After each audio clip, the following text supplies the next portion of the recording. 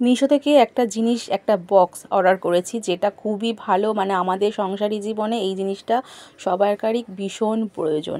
তো একটা ডিমের বক্স অর্ডার করেছিলাম। তো এত ভালো ডিমের বক্সটা, তোমাদের কি বলবো। যে ক্রেটে ডিম নিয়ে আসি, ক্রেট সময় তো আর ফ্রিজে রাখা যায় না, চুবড়ি করে আমি ফ্রিজে ডিম রাখতাম। তো ঠোকাঠুকি করে কি বলো তো, অনেক ডিম ফেটে যেত, যেটা গোটা সেদ্ধ করা যেত না, সেটা অমলেট করেই খেতে হতো।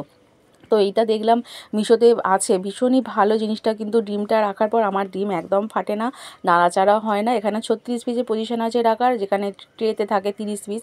আর কত মাসকে কিন্তু বলেছি তুমি কিন্তু এক্সট্রা 6টা করে ডিম নিয়ে আসবে, নাহলে কিন্তু বক্স পূর্ণ হবে না, খালি টাকা যাবে না বক্সের মধ্যে, 6টা করে এক্সট্রা ডিম আনতেই হবে।